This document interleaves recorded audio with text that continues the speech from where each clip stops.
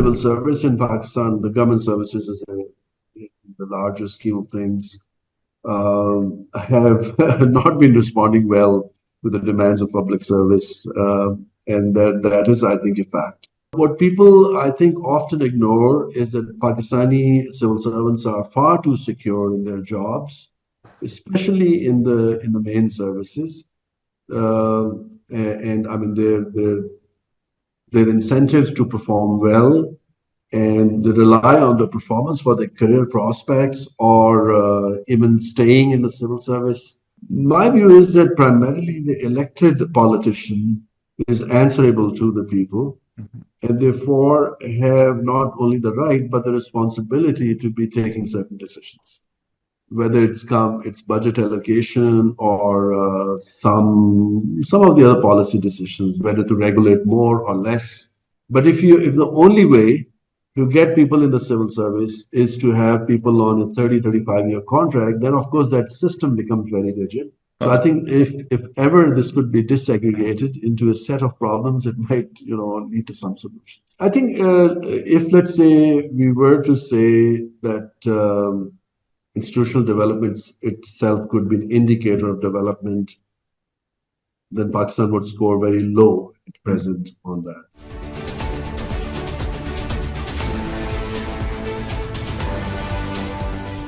Hello friends, welcome to Fiscal Focus on DawnNews English. This is Danish Khan. I'm a political economist, and today I'm joined by Dr. Musharraf Sayan. He is a PhD economist. He has worked in international development and has advised United Nations, World Bank, and Asian Development Bank.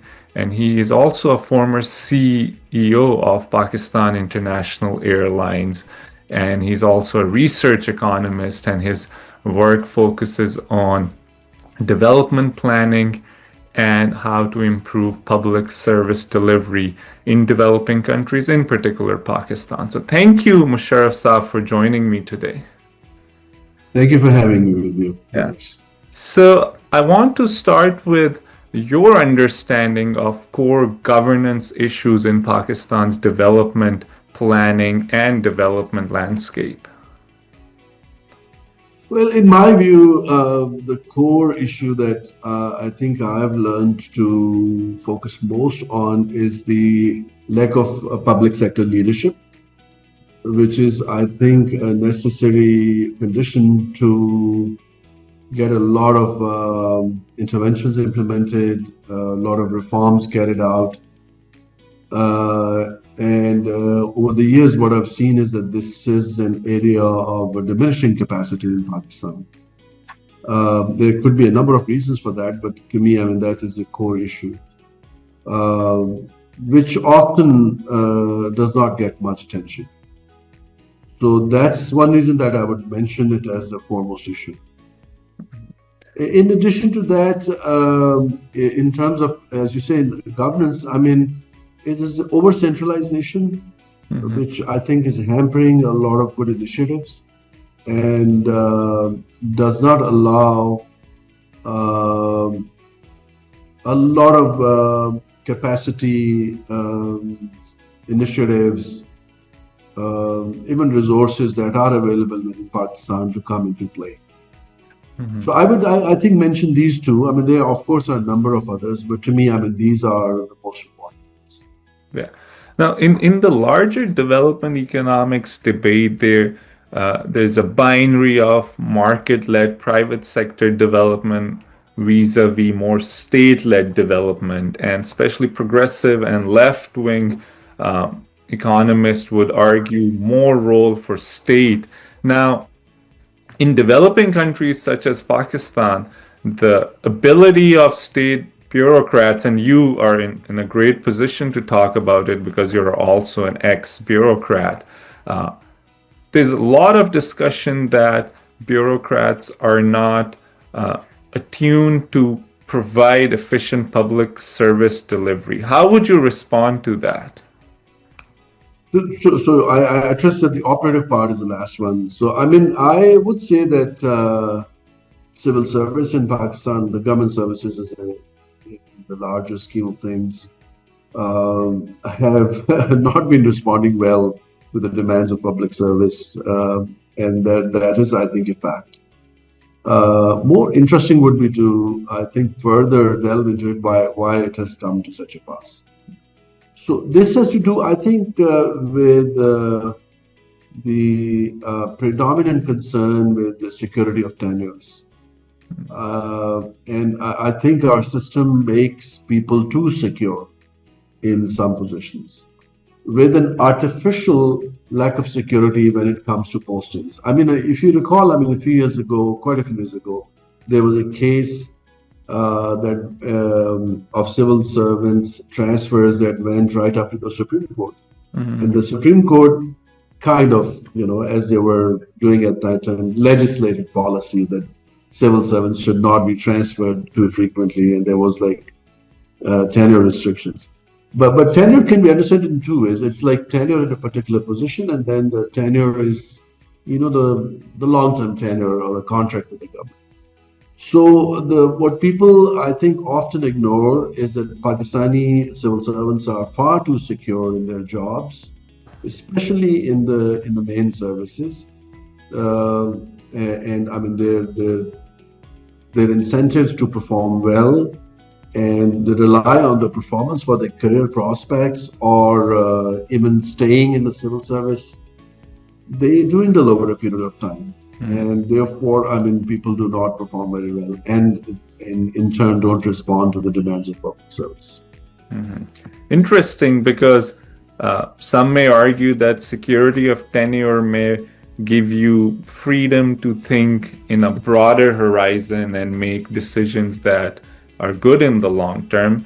But you're making a very important point that it can go the other way around as well in terms of incentive for improving service delivery. But there's a lot of talk about the political intervention in the bureaucratic structure, and that is that political actors, especially the elected political actors, over-influence the decision-making. How do you understand this issue?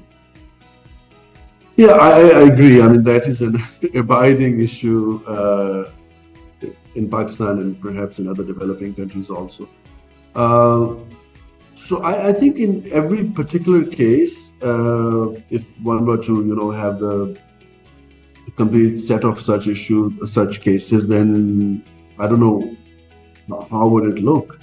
But my view is that primarily the elected politician is answerable to the people, and therefore have not only the right but the responsibility to be taking certain decisions, whether it's budget allocation or some of the other policy decisions, whether to regulate more or less, and things like that.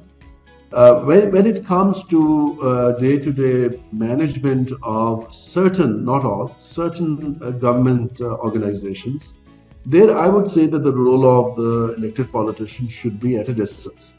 A key example would be tax administration. If once the parliament has legislated certain tax definitions of a tax base and a tax rate, then it should be up to the tax administration to collect those taxes. So I mean, it would depend really on the type of organization, type of case that we are talking about. In some of these cases, I would say that the role of the politicians is too little because the formal process doesn't allow them to play much of a role. I mean, look at the budget making. I mean, soon we are going to be, looking at a new budget that is going to be presented in Pakistan. That's largely a technical process because, I mean, on the current side of the budget, there is not much that the government can do. The salaries are, decided in a monolithic manner. For the entire Pakistan, you decide salaries in one go. Therefore, of course, I mean, if you wanted to change that, you really cannot.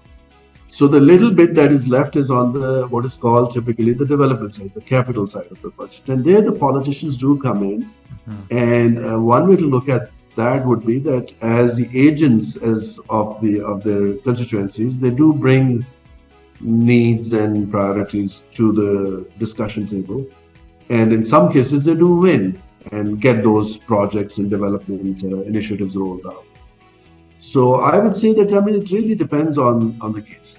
Uh, when it comes to this issue, this aspect of it, that the politicians would not let the civil service function in an organized, rational manner, there again, the limitations are not necessarily of the political executive or the parliament or any other politician. The civil service's own structures, internal management controls are very weak, and in many cases, they would not be let's say, working in an ideal fashion. Look at the case of the annual confidential report and promotions being carried out on the basis of performance. This is largely, almost entirely, I would say, an internal process in the civil service, but it seldom yields good results. And if I'm not wrong, you have engaged in the civil service reforms processes directly or indirectly as a researcher or in some executive capacity. So what are some core reforms which are needed? Yeah, that's true. I have worked on these issues, not regularly, but on off and on basis. I would say that the first and foremost would be to recognize that civil service cannot be treated as a uniform monolith when it comes to salaries or grade systems or others, because that makes it very hard to reform. It also creates a number of rigidities in the system, which makes the management system also very cumbersome. So you have to redraw that system altogether. The second, I would say, would be that civil service needs to be a little bit more porous, where it can recruit people at different levels from areas of expertise when it needs. The type of contracts and the type of careers that people have in the civil service, they need to be more variegated according to the requirements of the government. I'll give you one example. The government, I think nowadays, is setting up a tax policy office. Another classical case would be of the planning commission. Why would you want people on long-term contracts in these offices? What I mean by long-term contracts is like a career civil servant. If planning commission, let's say today, is dealing with, let's say, some issues to do with water management or water storage and some other priorities, the best thing would be to get people on from the market on short-term or medium-term contracts and then evolve as an organization as the requirements change. But if the only way to get people in the civil service is to have people on a 35-year contract, then of course that system becomes very rigid. It cannot respond to many of those requirements. And talking about the larger civil service and its rigidities, if you look at departments or areas of the service like agriculture research or livestock research, you'll come across very strange anomalies. Because let's say somebody became a sugarcane expert and was recruited as a sugarcane expert, but later on he could not be promoted in that field, and the position became vacant for a cotton expert or some other crop, and he gets promoted there, and then he starts working as a director of cotton production rather than as a sugarcane production. But I mean, if you come to even the main management services like the Pakistan Administrative Service or others, I think similar rigidities need to be done away with, and civil service should respond to the requirements of the society, of the functions of the government, and be designed according to that. So that, I think, will remove a lot of pressure on the civil servants and also help them find more incentives in their careers. So from a political economy perspective, one would think that the elected representatives and governments would be interested in reforming civil service in order to improve public service delivery, because that's one of the major complaints among large segment of population in Pakistan. So how would you explain this inability of reforming civil service? And some may even argue the same colonial state structure has been reproduced over time. So how would you explain that? Because you have worked inside the system and now as a researcher from the outside, how do you see this? I agree. I mean, this political inertia with in this domain is something that has been there. One reason could be that the political executive is fearful of ending up in a worse situation, and I think the civil service contributes to that impression that if you change this, things might worsen. The second is, I think, a failure on the part of even the academia and others, because good alternatives have not been really developed well. The third is, I think, is a matter of chance where, let's say in the last 25 years or so, there were at least two occasions when there was a lot of energy that was brought to the policy forums, and there was a real and genuine clamor for civil service reform, deep civil service reforms. One was in early 2000s and later in around 2018, 2019, 2020. On both these occasions, the teams that were put together, they suffered from lack of imagination more than they were very risk averse and conservative. And in a way, they kind of were path dependent, and they recreated the same low ambition kind of solutions. So I think those were two chances where something could have been done, and the political executive did initiate some work, but it didn't reach any fruition because of that. So I still, I mean, it's not a complete explanation of why all this has not happened. I mean, with such a central issue.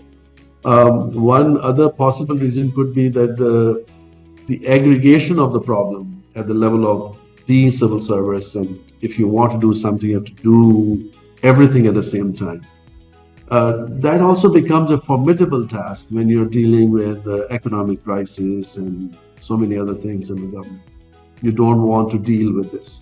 So I think if ever this could be disaggregated into a set of problems, it might lead to some solutions. Well, this is a great point, and this reminds me of this broader debate in development, especially among institutional economics and development, that is whether economic development leads to good governance, or is it the good governance which leads to economic development. So this is like a chicken and egg problem, and of course there's a debate on this issue now. Talking about institutions, we are aware that institutions are critical in terms of improving economic development and public service delivery in Pakistan. So how would you explain institutional structure in Pakistan, especially in terms of what are its shortcomings, and are there any positives that you see in the existing institutional structure?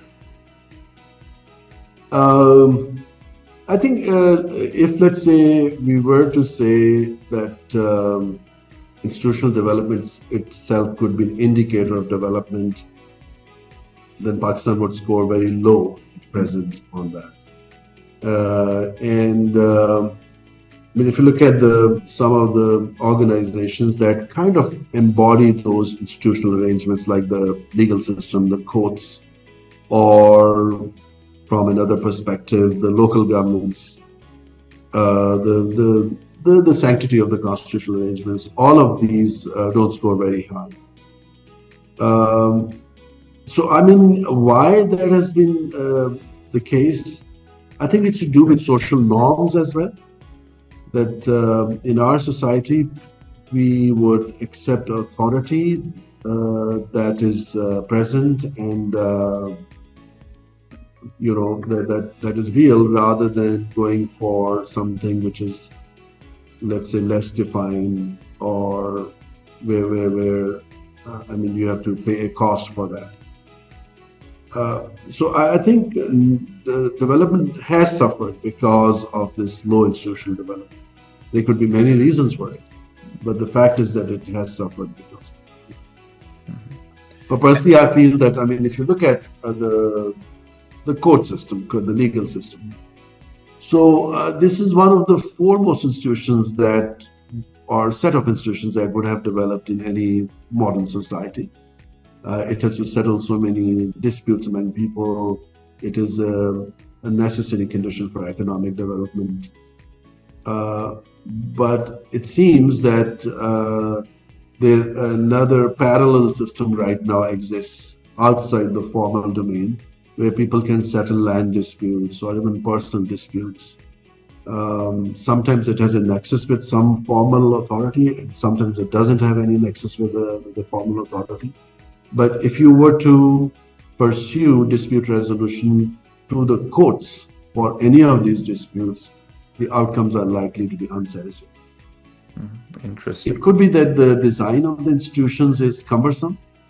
The other could again be that the political system, the system of governance, doesn't generate enough pressure for these institutions to perform well, and therefore they can, continue in a low equilibrium for a long period of time. And how do you see the role of the elites in general here, both political and state elites, in terms of their vision of development planning and development policy in Pakistan? How would you describe it if I ask you to theorize? What's their approach? Well, I think in this case, elites are just maximizing their benefits. And they distort any formal system to work to deliver on that agenda. And to me, that would be a very common theme in all of this. If you, let's say, create a law or a legal system, a rational system to distribute resources, again, the elite would want that system to work according to their wishes. Even though the resources were going to poor, they would like to maximize the returns for them in terms of kudos or some credit there in the least. As you know, in much of development implementation, when it comes to contracts, the elite does get involved in that, and take friends out of that. The classical examples of the patwar and the police system, of course, haven't changed. So that's, I think, what has happened. Now, given you have an international or global experience of working in development policy, where would you rate Pakistan in comparison to other peer economies? Do we have unique problems, or they are more general that you observe across countries of the global south? By and large, these are general problems. You'll observe similar issues across developing countries. Low functioning institutions, the capacities would be a problem, would be there. The overdue reforms on civil service on many issues would also be similar. But in some cases, as you would expect, Pakistan would have its own unique problems as well. And that has a lot to do with the way these problems in Pakistan are framed, and then efforts are diverted to debate. I find that we frame our problems and issues in a uniquely distorted fashion. They're always, in my view, somewhat off. And therefore, once the debate carries on around them, it's almost like a surreal thing that you're debating something which is never going to lead you to any outcome. I'll give you one example. Whether Pakistan is a highly taxed country or not has very different versions to it. If you come to the local government, whether local governments in Pakistan should be there, or would they be citadels of corruption and elite capture? And so on and so forth. If you look at any of these core issues, let's go back to the earlier point that you were talking about civil service. Much of the energy that I've seen, at least in the last 20 years or so, on civil services to train civil servants in USA or in Pakistan, or to make their careers more secure, or to demonetize benefits, or to recently I was at an event there where there was a paper that was talking about minimizing the number of allowances in the budget. So, I mean, all these issues to me are very, very artificially generated. They are not addressing the core problem of the incentives to perform. So in that sense, I think this has been a unique aspect of Pakistan, that some or the other, the issues that are debated are, and a lot of energy goes into those. Even if they were resolved, they would perhaps not lead to any material change. Interesting. Now, as I mentioned earlier, you have served in the Pakistan International Airlines as a CEO. And so, how would you describe your experience? Because PIA is always in discussion in terms of its privatization.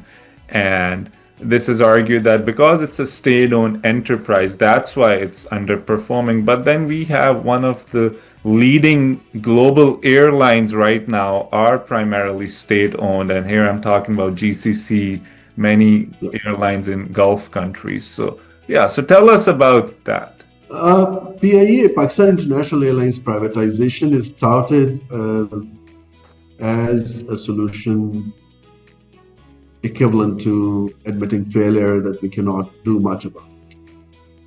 And why is that? Because PIA actually is a microcosm of Pakistan. All that is wrong with Pakistan, you see in PIA also. So, I mean, when I had a chance to work on it, my ambition was that if you fix PIA, at least you are fixing part of Pakistan. And in fixing that, you have to deal with all that would confront you if you want to do good work in Pakistan. So, in that sense, privatization is not really the solution, because airline aviation in Pakistan is at best in an oligarchic situation.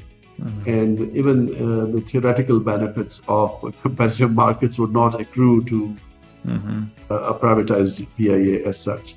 And if you're looking at customer benefits, customer interest, I'm not sure to what extent that would be served. It's not the United States of America where the aviation industry is huge and therefore competitive markets might give you some benefits. Even in the USA, as you know, the lack of regulation of aviation has come to haunt the customer a lot. So that's the first thing. Now, in terms of this admission of failure, that why Pakistan International Airlines cannot be reformed, it is because, like judiciary, the parliament, the interest groups, the unions in the airline. So to some extent, each one of them has a responsibility for that. And it's a case where over a period of time, bad management and bad decisions made a system that nobody was willing to solve. In my view, public sector owned airline in Pakistan could do very well and had all the chances of becoming a very successful case.